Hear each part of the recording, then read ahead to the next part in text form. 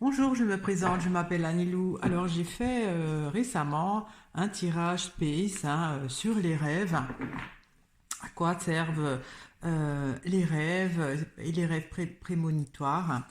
Et suite à cette vidéo, dans les commentaires, quelqu'un pose la question, mais pourquoi on oublie la majeure partie du temps nos rêves? Alors, je ne me souviens plus du nom de la personne, excusez-moi, hein, mais c'était intéressant. Je vais continuer sur cette lancée pour savoir, c'est vrai, je veux dire 90% des rêves, on s'en souvient pas, ou même on s'en souvient très vaguement et on oublie très vite lors de la journée, hein.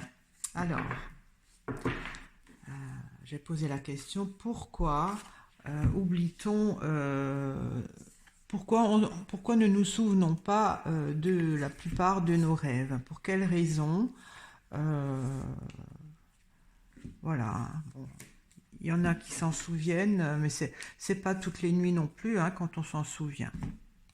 Alors, pourquoi ne se souvient-on pas la plupart du temps de nos rêves? Alors, je suis contente que vous appréciez ce genre de tirage. Ça me fait très plaisir aussi les commentaires sous la vidéo. C'est très intéressant. Merci à vous. Alors, il y a la femme. Alors, est-ce que c'est les bras de Morphée? Enfin, Morphée, c'est un homme, hein. Je sais pas. La femme avec le chemin. Alors, pourquoi oublie-t-on nos rêves? Il y a une femme qui sort, je ne sais pas encore interpréter le symbolisme, donc c'est le moment qu'on rêve, enfin qu'on rêve, oui. Je vais retourner les cartes, on verra. Il y a l'horizon, et il y a le pissenlit. Le pissenlit, justement, ça pourrait représenter ces rêves qu'on oublie, hein, au fil de la journée. L'horizon, c'est comme si le pissenlit va dans l'espace, je sais pas. Il y a l'appli, sentiment de perte, avec le labour. C'est l'activité. Il y a une perte d'activité peut-être cérébrale quand on dort. Il y a la lanterne et il y a les signes. C'était déjà sorti ça lors du précédent tirage, mais c'était pour les rêves prémonitoires, il me semble. Alors, pourquoi oublie-t-on la plupart du temps nos rêves? Il y a une perte d'activité, je pense que c'est cérébral. Peut-être quand on dort. Et c'est ça qui fait que les rêves ne s'impriment pas dans notre mémoire. Là, il y a la lanterne. Alors, la lanterne, je ne sais pas ce que ça pourrait être. Peut-être notre, notre inconscient ou... Je ne sais pas, hein, je vais éclaircir. Alors, j'éclaircis l'horizon, ça m'intrigue. Qu'est-ce que c'est? Il y a le ruisseau.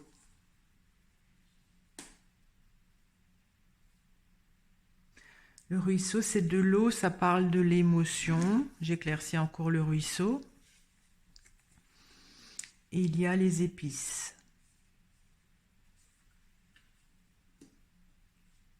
Alors les épices, c'est un goût d'ailleurs. Alors je vais éclaircir le pissenlit. Il y a le champignon.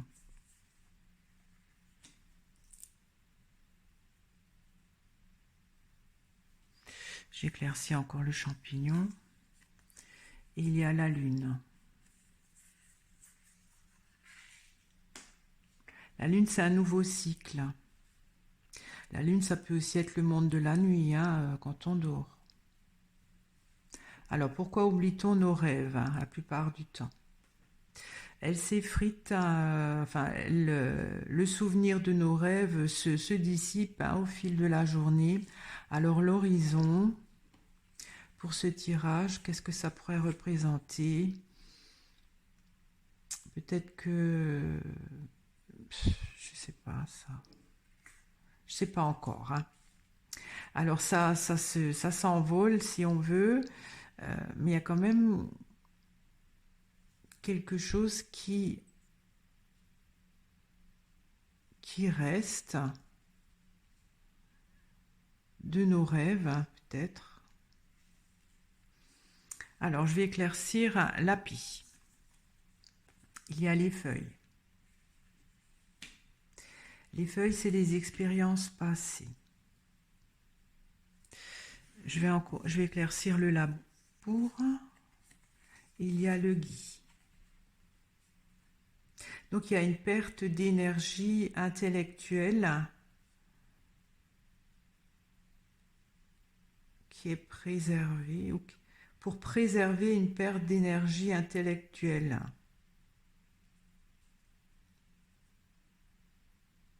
Les feuilles, ça pourrait représenter les rêves. Et donc, on les perd pour préserver peut-être une certaine activité cérébrale. C'est étrange ça, hein? Alors, je vais encore éclaircir le gui. Il y a les anneaux. Ça, c'est un partenariat. Donc, il y a la perte du souvenir de ses rêves. C'est pour préserver une activité cérébrale. Alors, les anneaux qui sont unis à qui? L'activité cérébrale est reliée à... Alors, j'éclaircis encore les anneaux. Il y a la clôture. Pour y être... étrange, ça. Je vais encore éclaircir les feuilles. Il y a la mer. Alors, la femme, la mère, hein, qu'est-ce que c'est, ça? Symboliquement. En fait, ça pourrait représenter la personne qui rêve. Et l'enfant, ça peut être le rêve, hein, puisque ça vient de nous. On accouche d'un rêve. Hein, voilà, c'est space. Hein. Donc les résidus sont perdus de ce rêve pour préserver une certaine activité cérébrale qui est importante. Alors le partenariat, je ne sais pas avec quoi, pour s'allier à quoi. La clôture, c'est cloisonné, si je pense au cerveau. Hein. En fait, c'est l'intuition que j'ai. Quand on rêve, c'est comme s'il y a une porte qui se ferme dans notre activité cérébrale pour préserver. Alors peut-être que le souvenir de tous nos rêves prendrait trop de nos... comment dire, de notre... pouvoir intellectuel, c'est-à-dire qu'on fonctionnerait moins bien, c'est-à-dire que on utiliserait, comment dire, on utiliserait le stock, si on veut, si on peut considérer que les souvenirs sont stockés dans un, voilà, comme la clôture, sont stockés. Si on se souviendrait de tous nos rêves, on n'aurait plus assez de mémoire pour faire autre chose, des choses plus concrètes dans la vie. Voilà. Hein. Alors, je vais éclaircir la lanterne. Alors ça, je ne sais pas trop ce que ça pourrait être. Il y a les noix. Les noix, c'est nos expériences qu'on stocke. La lanterne, ça pourrait être...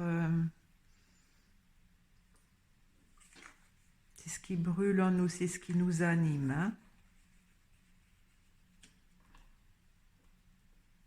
Je vais encore éclaircir les noix. Il y a les allées. Alors ça, c'est donc une autre direction.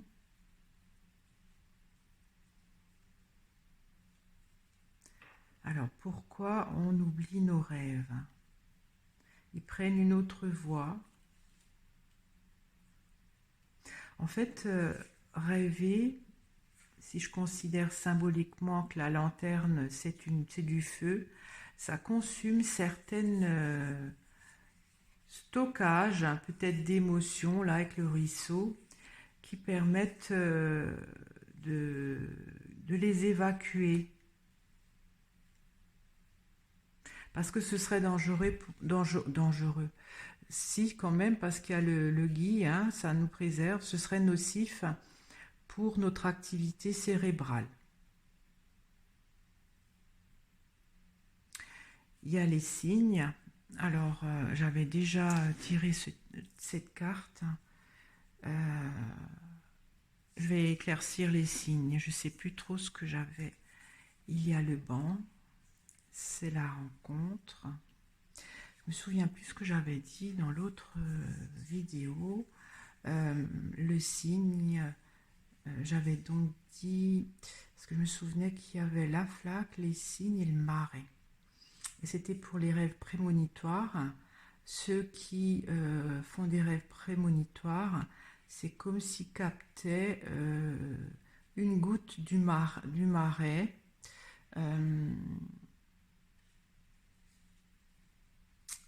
Il y avait cette carte entre. Mais je sais, j'ai pas bien pu définir le symbolisme. Là, ça ressort. Avec une rencontre, je vais encore éclaircir le banc. Il y a l'orage. Alors l'orage, c'est de l'énergie, ça peut aussi représenter l'activité cérébrale.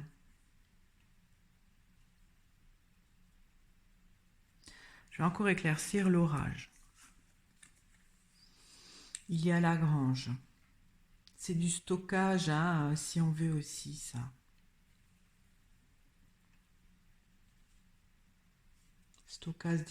Stockage d'énergie qu'on évacue en rêvant par nos expériences passées, de la journée où, voilà, des fois on fait des rêves, il nous est arrivé quelque chose et c'est vrai que quand on rêve, on a l'impression d'être on est là et pas là, on est là en même temps, il y a des choses qui se regroupent d'il y a des années, c'est un peu ça les noirs, hein. Et en fait, euh, quand on rêve, je pense, quand il y a trop de choses qu'on a vécues, euh, peut-être pas réglées émotionnellement ou n'importe, on rêve pour les évacuer. C'est comme si il y a trop de tension ou d'activité cérébrale qui est stockée par ces expériences qu'on a stockées, hein, ces petits événements accumulés au fil du temps, et c'est pour les évacuer. Donc c'est pour préserver l'activité cérébrale. Alors là, j'ai toujours pas bien compris. Donc, ils se dissipent, les rêves, très vite, hein, quand on se réveille. Et je sais pas, à l'horizon, qu'est-ce que ça pourrait être. Il s'évacue peut-être par l'air. Je sais pas, une pensée, ça s'évacue par la parole. Euh, et les rêves s'évacuent par, je ne sais pas. Il y a le ruisseau, c'est tout petit, hein, le ruisseau. Le ruisseau, c'est des émotions. Euh, les épices, c'est quand même, c'est de la poudre. C'est des choses différentes, de plusieurs origines. J'éclaircis encore les épices. Il y a la porte, c'est une invitation. Alors il se dissipe peut-être, je sais pas, dans l'inconscient, ou parce que l'horizon, c'est quand je fais des tirages space, c'est l'espace, hein, c'est l'univers quelque part. Mais c'est fait d'une façon très diluée, avec plein de petites bribes, avec une invitation. Alors j'éclaircis encore la porte. Il y a le pendule. C'est ce qu'on pense le mieux pour soi. C'est aussi assez abstrait, hein, le pendule. C'est de l'intuition, c'est une invitation à être... c'est dans le... C'est pas très concret, hein, le pendule. Donc, il se dissipe, mais il y a quand même quelque chose qui reste, hein, puisqu'il y a le champignon. La lune,